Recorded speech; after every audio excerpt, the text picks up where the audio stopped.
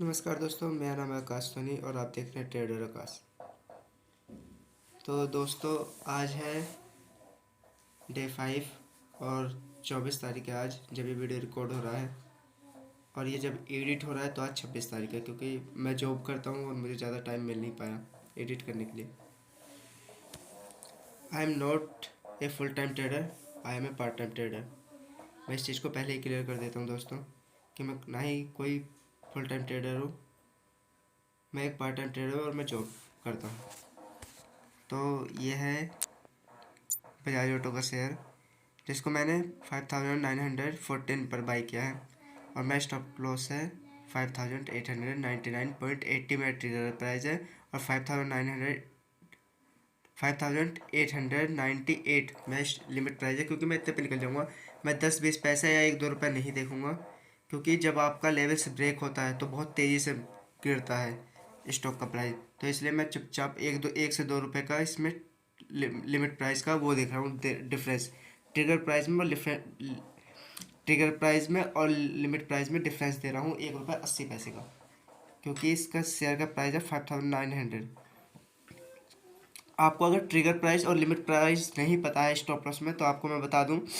मान लीजिए आपने कोई शेयर बाय किया, जिसका जैसे मैं इसी कोई एक एग्जांपल लेके चल रहा हूँ कि इसका प्राइस चल रहा है 5912 से लेके 14-15 तक, इसी एक रेंज में बाउंड कर रहा है।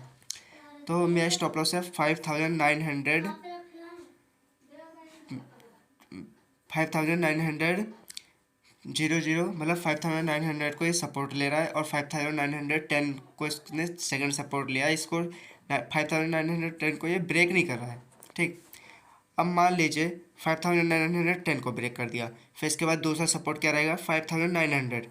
लेकिन अगर 5900 को भी ब्रेक कर दिया तो ये बहुत तेज़ी से गिरेगा, जिसकी वजह से मेरा हो सकता है स्टॉप लॉस हिट ही ना हो, वो ये इसे ब्रेक कर दे और नीचे चला जाए, तो इससे मेरा नुकसान बहुत बड़ा हो जाएगा।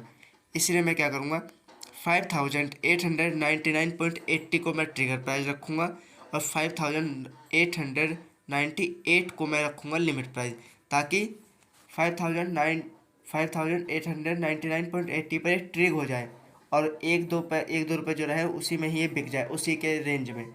इससे क्या होगा, आपकी स्टॉप लॉस हिट होने के चांसेस ज़्यादा हो जाएंगे, अगर आपका वो जो रेंज है ना वो ब्रेक हुआ तो।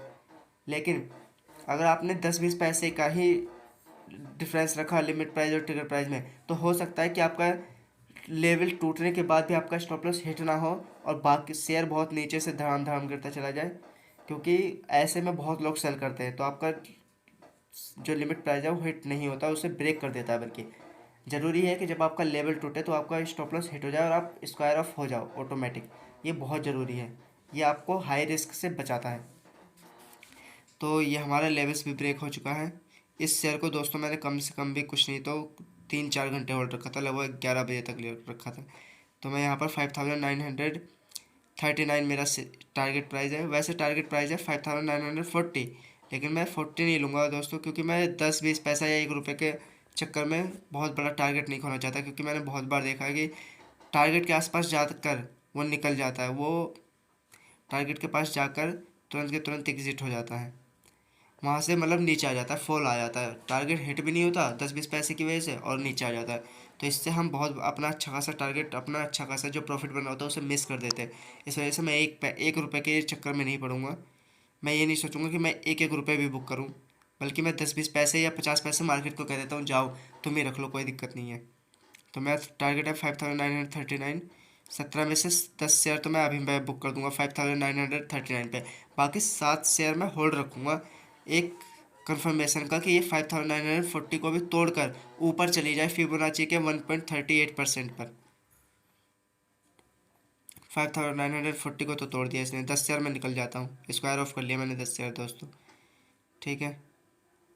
10 शेयर तो मेरा गया, 7 शेयर बचे हुए हैं। 7 शेयर का मैंने स्टॉप लॉस लगा दिया 5933, क्योंकि यहाँ पर एक एक वो है, मतलब एक तरीके से सपोर्ट है।